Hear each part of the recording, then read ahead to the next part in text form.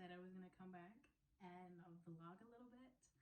Got all dolled up, put on my new wig. I treated myself before Christmas, so this is what I want my hair to look like.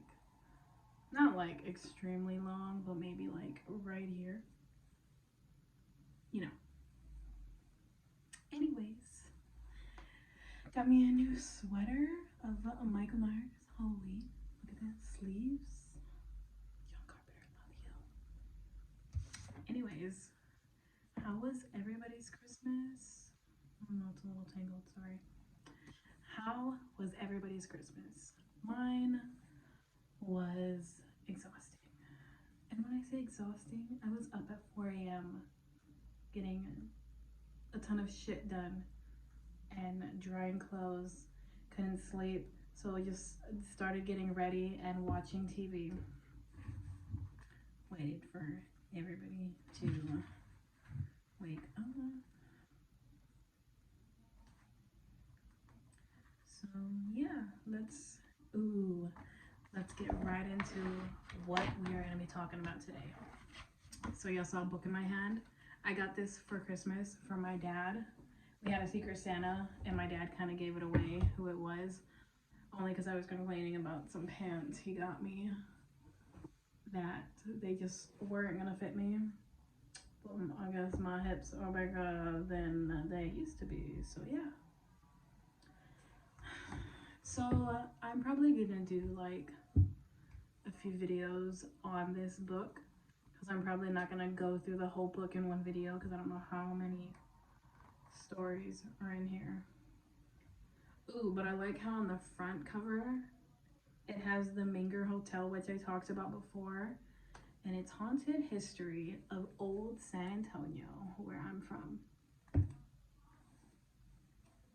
So let's get into it, everybody. Chapter 1. The Manger Hotel. If I butchered the name, I'm sorry, but that's how it was pronounced and said to me when I went downtown. It's been a long day, guys. There are very few hotels that exist in the United States today that can boast of as rich a history and as spooky as ghost stories as the Manger Hotel can. And before I finish this, I can't remember if I posted the video or not. It's been like months. I went downtown and visited the Manger Hotel. Was only allowed on the first floor. I went with my husband and my daughter. I think my son was in school. He was either in school or he was at his grandma's for the weekend, so I can't remember. One of those. From the stories I heard about the hotel, it was pretty decent, you know, I can't complain. I wasn't allowed on the second floor. We visited the cafeteria on the first floor. We visited a cafe, or you know, where they serve lunch in the morning and stuff. We visited that. Sorry, my lips are a little...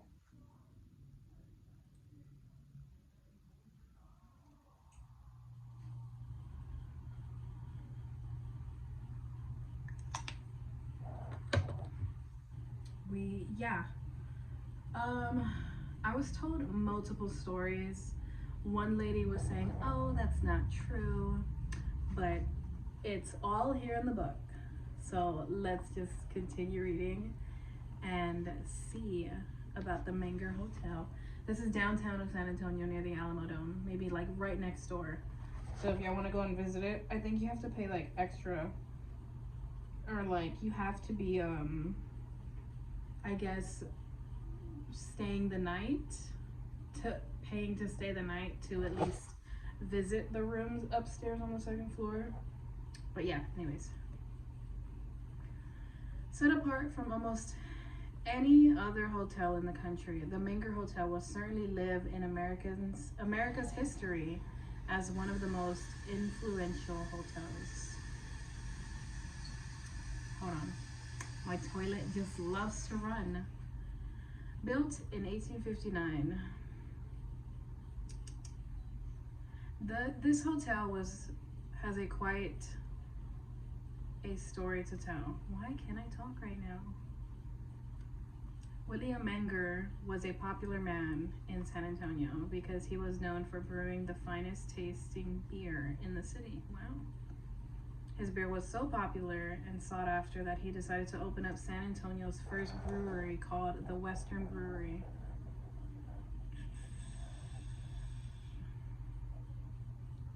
He had a wife named Mary. Mary was a widow who operated the boarding house by herself. When she first met Manger, William came to San Antonio looking for work and stayed at the boarding house for 3 years before they both decided to get married. Years later, they had 2 thriving businesses right next to each other and a demand for more rooms and space at the boarding house. They both decided they were going to turn the boarding house into a luxury hotel. Now it's called the Manger House. The Manger Hotel. Why did I say house? So it shows a nice, pretty picture. I mean, it doesn't look like that now. It looks even bigger, like they expanded the property. It says, original photo was taken of the Manger Hotel when it was first constructed. They hired a local architect who designed the 2-story stone-cut building with classic details. Foundations were laid June 18th, 1858.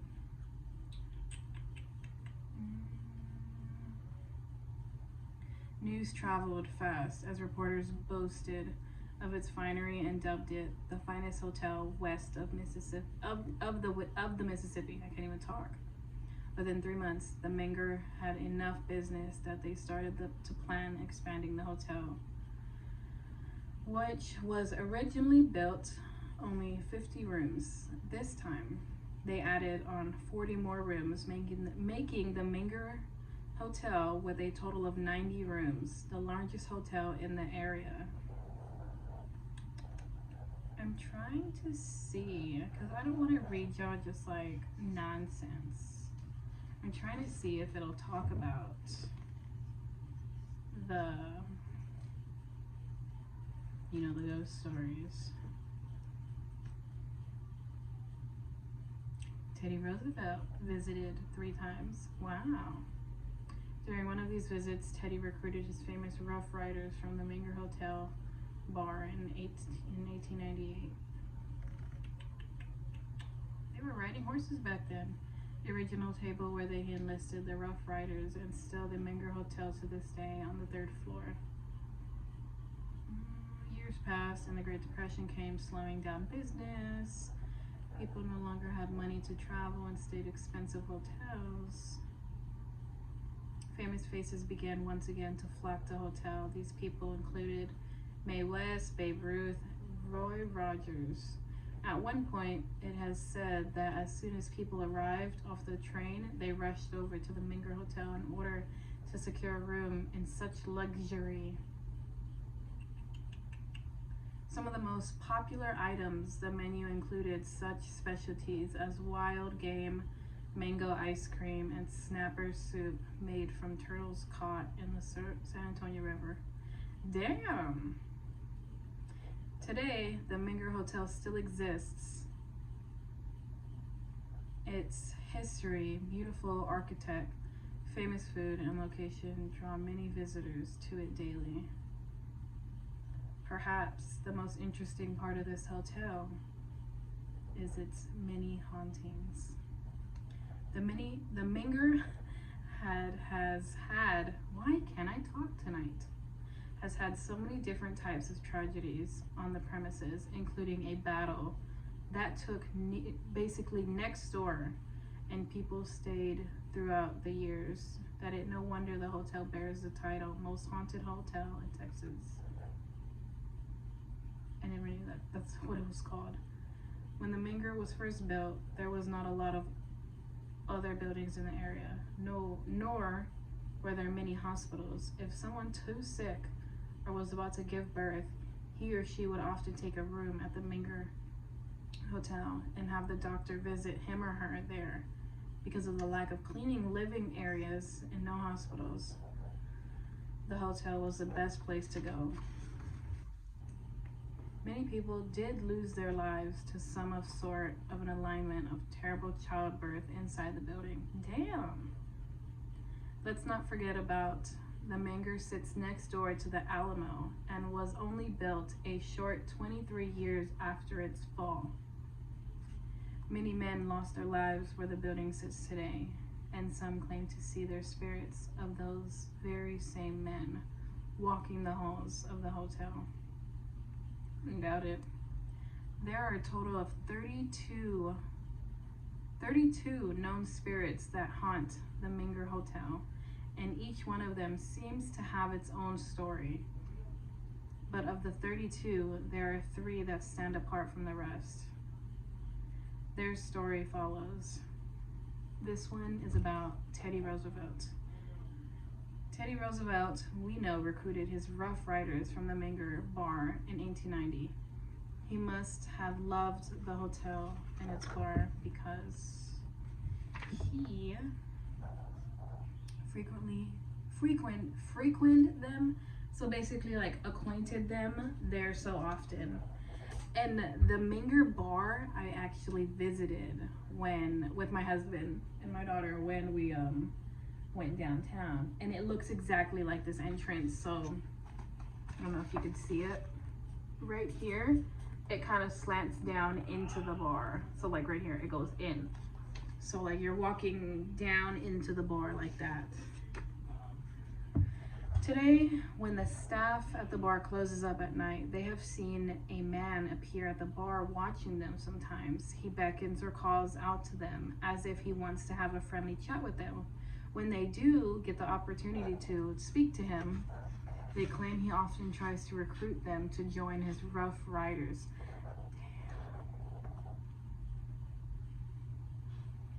A new employer had a very frightening experience at the bar one evening.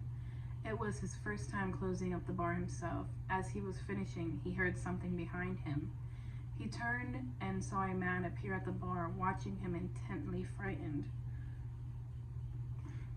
He ran past him to the doors, but realized they had locked on him.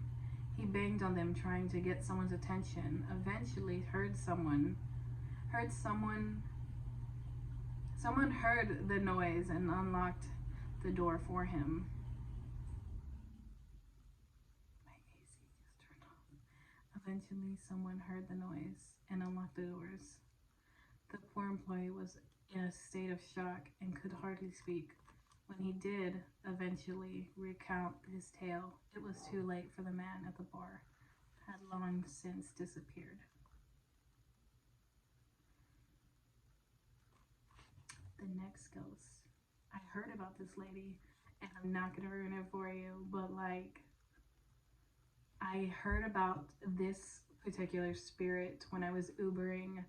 I picked up an old elderly couple from that hotel, but it was like the back entrance, so I didn't realize that was the hotel until they told me, and until I read it on the paper. This ghost, or spirit, respectfully speaking, her name is Sally White.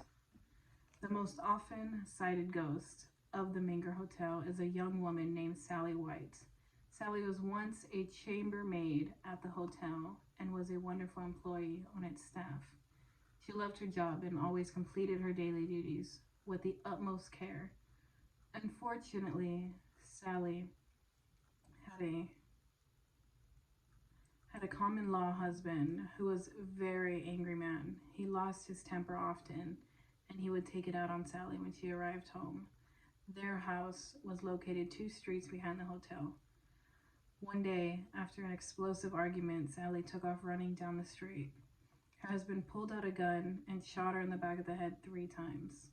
It took poor Sally 2 days to die from her wounds, and because she was such a beloved employee at the hotel, the Manger brought her back and paid for a funeral cost of $32. That receipt is displayed inside of the hotel to this day and states the following: hotel expenses account to cash paid for the coffin for Sally White.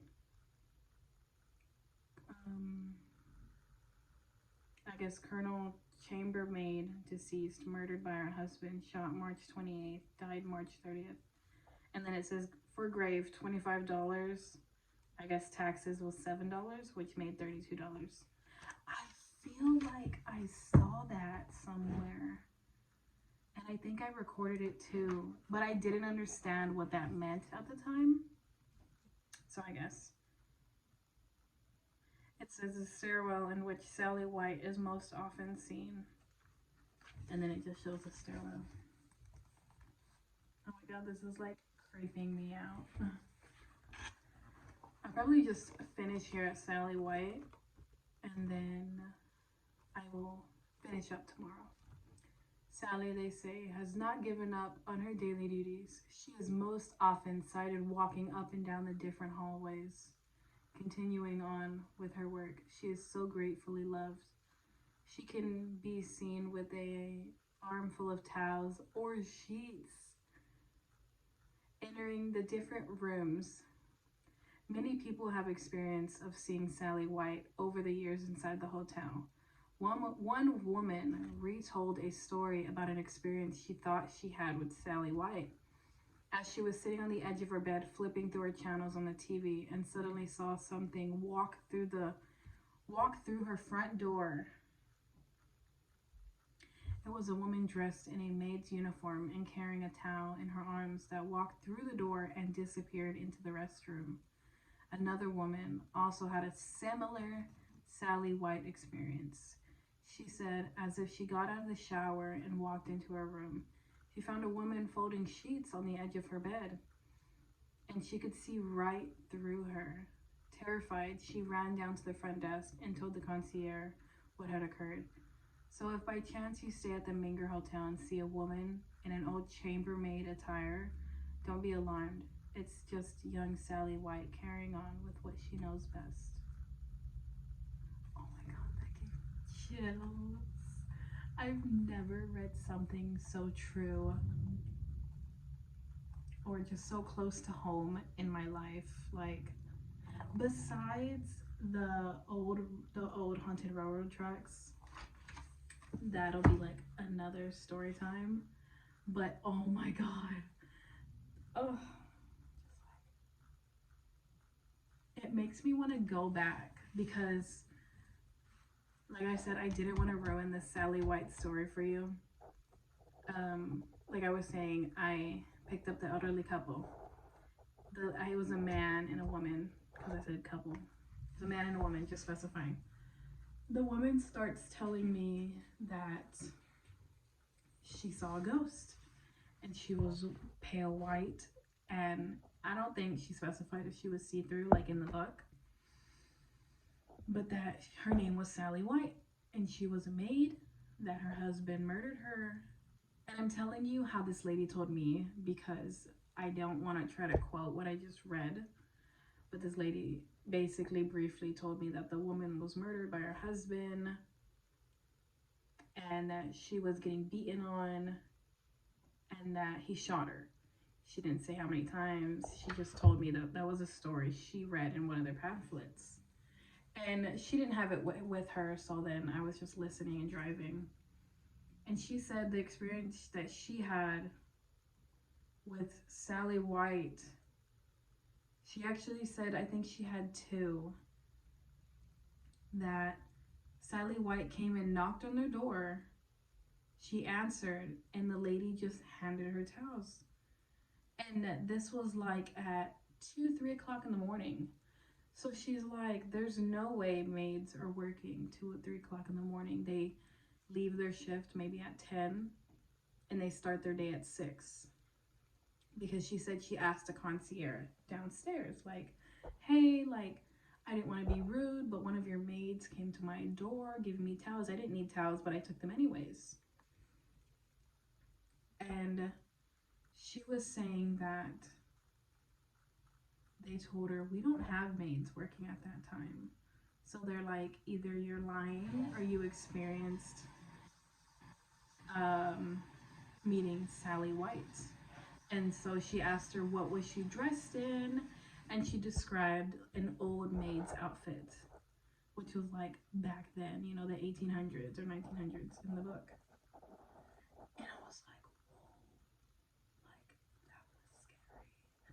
So then she continues to say that she had another experience the next morning where she was asleep and she felt as if somebody like whispered in her ear, it's time to wake up. Your alarm is fixing to go off, and it like, I need you to wake up so I can fix your bed. And it like startled her because she was like, it's just me and my husband. Who the hell's whispering in my ear? And I'm just like, when I say that gave me chills, that shit gave me chills. Like, I'm like, I gotta go and visit this hospital, this hotel, you know. And that's all she told me. She was like, if you want to meet a ghost, go to the Manger Hotel. And I remember after that, I was like, I'm never going to remember the name of this hotel. Because by the time I went home, I was like Googling this shit. Like, I wrote it down. And the fact that the Manger Hotel was on the front of the book is like, how can you lie? It says, meet the ghostly residents of the Alamo City's most historic haunts. As the saying goes, dead men tell no tales. Pretty much. Don't want to ruin the rest of the book for y'all guys, but there is a whole lot of stuff in here, and believe it or not, I've passed by these places and just like did not. Oh, I've seen that. I just like, I want to read more to y'all. You know what? Well, I'll just see you guys in the next video because I want y'all to come back. And if y'all want to know more, leave a comment down below. If you have been to the Manger Hotel, tell me your experiences, leave your stories, or you can email them to me down below and I can read them for you, you know, just to compare notes. But yeah. Ooh, I don't want to go to bed. I'm so scared. I just want to read it. That's how you know it's time to go to bed, guys. I'll see you on the next one. Don't forget to like and subscribe.